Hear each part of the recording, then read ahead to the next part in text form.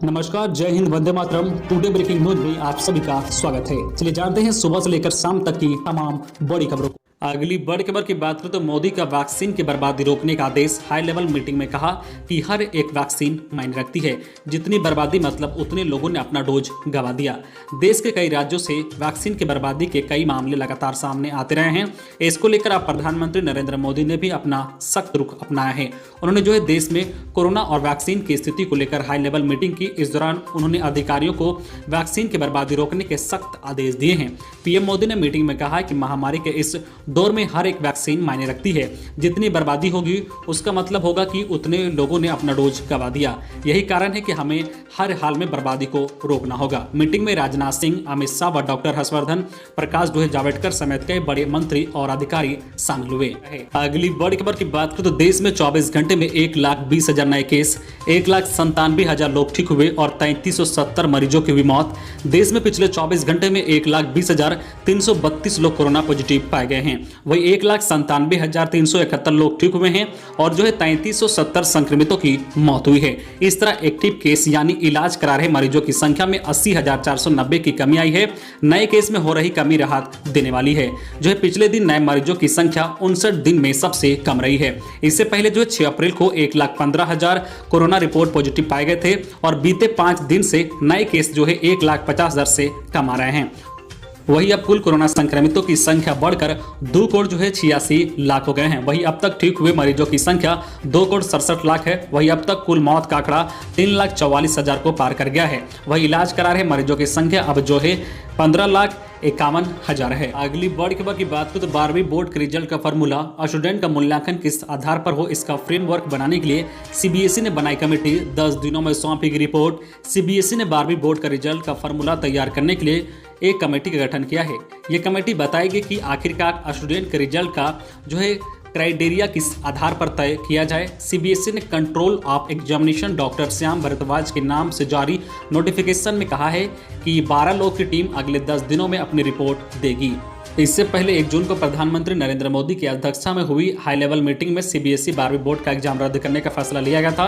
परीक्षा रद्द करने के फैसले पर पीएम मोदी ने कहा था कि स्टूडेंट का स्वास्थ्य और सुरक्षा बेहद जरूरी है। इस पहलू पर कोई भी समझौता नहीं किया जा सकता है। अगली बड़ी खबर की बात करें तो घर घर राशन पहुंचाने की केजरीवाल की योजना पर केंद्र सरकार ने फिर लगाई रोक। जानिए वजह। केंद्र सरकार ने केजरीवाल सरकार की घर घर राशन योजना पर एक बार फिर से रोक लगा दी है। दिल्ली सरकार ने राजधानी के 72 लाख राशन कार्डधारियों के घर तक राशन पहुंचाने की योजना बनाई थी। दिल्ली में पिछले 12 अप्रैल को इस योजना का ट्रायल शुरू होने वाला था, लेकिन कोरोना के केसों में वृद्धि और फिर लॉकडाउन के कारण इस पर रोक लगा दिया गया था। सप्ताह बाद योजना फिर से लागू होनी थी और इसको लेकर सारी तैयारी कर ली गई थी। योजना की शुरुआत से पहले ही केंद्र सरकार ने इस पर रोक लगा दी गई है। यह दूसरी बार है कि जब घर घर राशन योजना पर ब्रेक लगाई गई है। बताया जा रहा है कि दिल्ली सरकार ने इस योजना के लिए केंद्र सरकार से मंजूरी नहीं ली थी। इसके चलते केंद्र ने शनिवार को इस बार भी फिर से रोक लगा दी है। गौरतलब है कि इससे पहले 19 मार्च को भी केंद्र सरकार ने दिल्ली में राशन की डोर स्टेप डिलीवरी पर रोक लगा दी थी। उस वक्त 25 मार्च को योजना शुरू होने वाली थी और केंद्र सरकार ने दिल्ली सरकार के खाद्य आपूर्ति सचिव को चिट्ठी लिखकर कहा था कि इस योजना को शुरू ना करें, जबकि केजरीवाल सरकार इस योजना के लिए टेंडर भी जारी कर चुके थे। अगली बड़ी खबर की बात करें तो सीबीएसई स्कूल में कोडिंग डाटा साइंस की पढ़ाई होगी। सीबीएसई चालू शैक्षणिक सत्र से अपने स्कूलों में कोडिंग और डाटा साइंस कोर्स शुरू करने जा रहा है। इसका मकसद बच्चों की तकनीकी क्षमता को बढ़ाना है। केंद्रीय शिक्षा मंत्री रमेश पोखरियाल निशंक ने यह जानकारी दी है।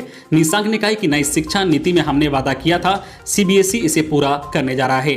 सीबीएसई ने स्कूलों को भेजे गए दिशा निर्देश में कहा है कि कोडिंग को कक्षा 6 से 8 तक में 12 घंटे के स्किल मॉड्यूल के तौर पर शामिल होगा। इससे छात्रों की तकनीकी क्षमता बढ़ेगी और वे कृत्रिम बुद्धिमान के बारे में जान सकेंगे। अगली बड़ी खबर की बात करें तो दिल्ली में ऑड इवन के तर्ज पर बाजार मॉल खुलेंगे। 50% यात्रियों के साथ चलेगी मेट्रो।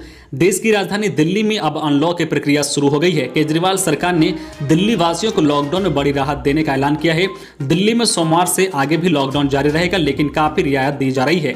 बाजार, मॉल और ओड इवेंट के आधार पर सुबह 10 बजे से शाम 8 बजे तक के लिए खोले जा रहे हैं। निजी दफ्तर 50% क्षमता के साथ खोले जा सकते हैं। जरूरी सामान की दुकानें रोज खुलेगी और दिल्ली मेट्रो 50% क्षमता के साथ शुरू की जा रही है। सरकारी दफ्तरों में ग्रुप ए ऑफिसर 100% और बाकी इसके नीचे वाले 50% ऑफिसर काम करेंगे।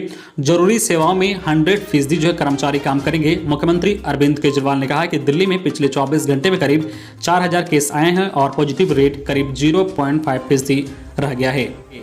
अगली बड़ी खबर की बात करें तो अच्छी खबर, बच्चों को इसी माह से वैक्सीन मिल सकेगी।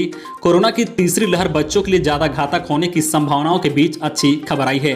केंद्र सरकार ने संकेत दिए हैं कि बच्चों के लिए कोरोना टीका इसी महीने आ सकता है। नीति आयोग के सदस्य डॉक्टर बीके पॉल ने बताया है कि अभी कोवैक्सीन के बच्चों पर परीक्षण शुरू हुआ है, लेकिन उनके पूरे होने में ज्यादा समय नहीं लगेगा क्योंकि परीक्षण प्रतिरोधक क्षमता का होता है। जबकि जायडस कैडिला के टीके के परीक्षण बच्चों पर हो चुके हैं तथा उम्मीद है कि अगले 2 सप्ताह में वह लाइसेंस के लिए आ सकती है।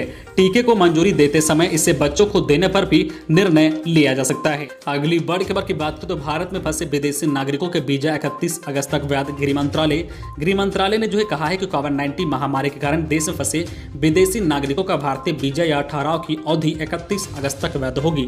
तद अनुसार इन विदेशी नागरिकों को अपने वीजे के विस्तार के लिए संबंधित जो है FRO में कोई आवेदन करने की आवश्यकता नहीं होगी।